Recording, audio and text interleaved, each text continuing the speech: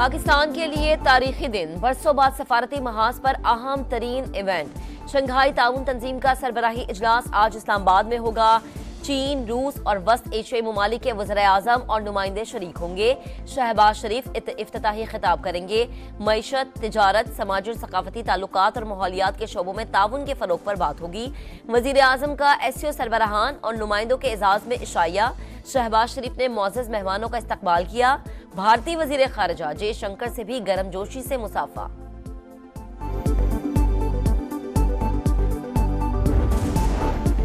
پاکستان اور چین کا اسٹریٹجک تعاون مزید مضبوط بنانے پر اتفاق۔ پاک چین اقتصادی راہداری منصوبوں پر عمل درآمد تیز کرنے اور تعاون کی نئی راہیں تلاش کرنے کی ضرورت پر زور۔ صدر مملکت آصف علی زرداری اور چینی وزیر اعظم کی ملاقات۔ دہشت گرد حملے میں چینی شہریوں کی ہلاکت پر اظہار تعزیت۔ مجرموں کو مثالی سزا دینے کی یقین دہانی۔ کہا دشمن سی پیک منصوبوں کو متاثر کرنا چاہتا ہے، سازشیں کامیاب نہیں ہونے دیں گے۔ مسئلہ کشمیر پر پاکستان کی حمایت پر اظہار تشکر۔ چین کا علاقائی سالمیت، خود مختاری اور پاکستان کی خوشحالی کے لیے حمایت جاری رکھنے کا عزم۔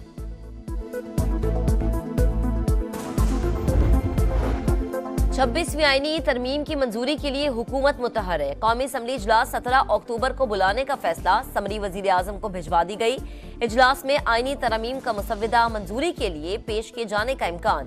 سینٹ کا اجلاس 18 اکتوبر کو بلائے جانے کی تجویز۔ خصوصی پارلیمانی کمیٹی کی ذیلی کمیٹی کا اجلاس آج طلب۔ مسودے کو حتمی شکل دیے جانے کا امکان۔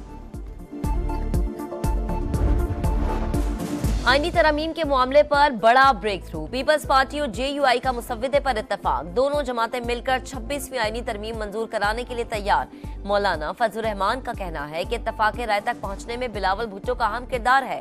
بلاول بھٹو بولے، امید ہے ہمارا حتمی مسودہ پارلیمنٹ سے منظور ہوگا۔ آئینی ترامیم کسی فرد واحد سے متعلق نہیں، اتفاق رائے سے آئین میں بہتری اور ہمیں طاقت ملے گی۔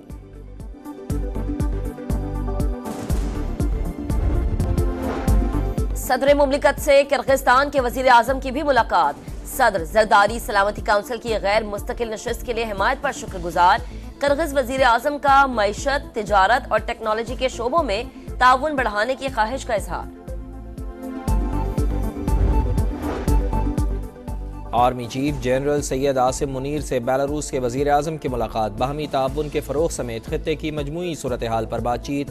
دونوں ممالک میں عسکری تعاون کو مزید فروغ دینے کا عزم۔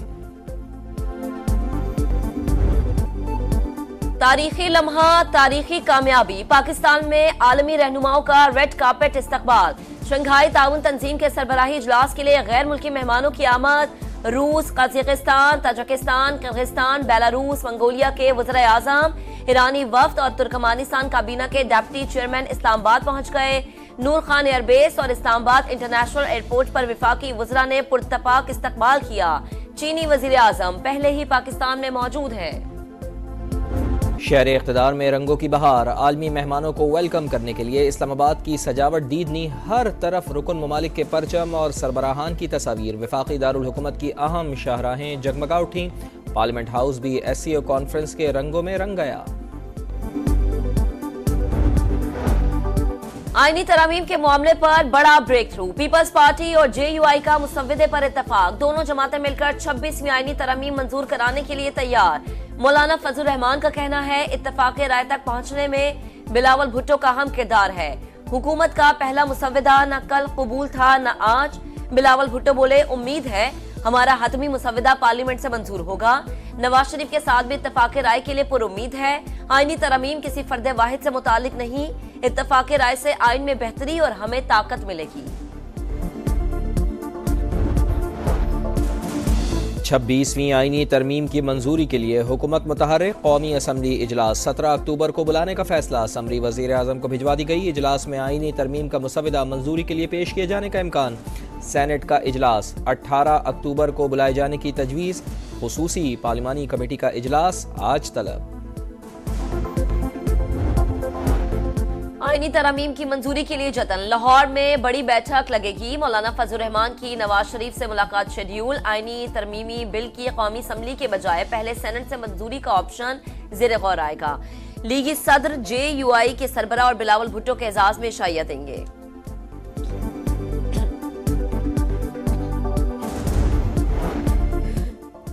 ڈیزل 5 روپے مہنگا، نئی قیمت 251 روپے 29 پیسے فی لیٹر ہو گئی۔ پیٹرول کی قیمت 247 روپے 3 پیسے فی لیٹر برقرار رکھنے کا فیصلہ، نئی قیمتوں کا نوٹیفیکیشن جاری۔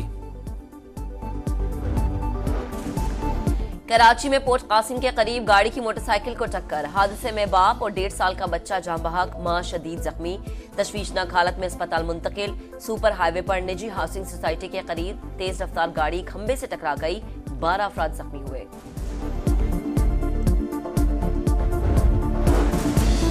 سکھ رہنما کے قتل پر بھارت اور کینیڈا کے درمیان سفارتی جنگ شدت اختیار کر گئی، بھارتی ایجنسی را رنگے ہاتھوں پکڑی گئی۔ امریکہ کینیڈا کے حق میں بول پڑا، ترجمان امریکی محکمہ خارجہ میتھیو ملر نے کہا ہردیپ سنگھ نجر کے قتل اور امریکہ میں قاتلانہ حملے کی سازش کے الزامات سنگین ہیں، بھارت معاملے کو سنجیدہ لے کر تعاون کرے۔ کینیڈا کی بڑی جماعت نیو ڈیموکریٹک پارٹی کے سربراہ جگمیت سنگھ نے بھارتی سفارتکاروں اور RSS پر پابندی لگانے کا مطالبہ کر دیا۔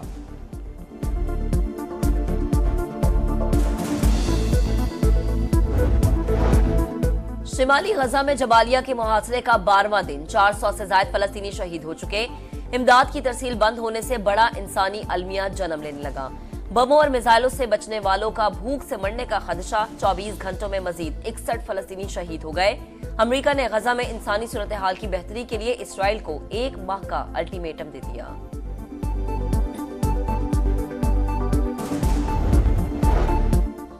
جنوبی لبنان کے قصبے قانا پر اسرائیلی طیاروں کی بمباری، 10 افراد شہید 15 زخمی۔ حزب اللہ کا اسرائیل پر 2 ڈرون سے حملہ، کوئی نقصان نہیں ہوا۔ 24 گھنٹوں میں 100 سے زائد راکٹ داغ دیے۔ اسرائیل میں کہیں بھی حملہ کرنے کا حق رکھتے ہیں، حزب اللہ کے نائب سربراہ نعیم قاسم کا کارکنان سے خطاب۔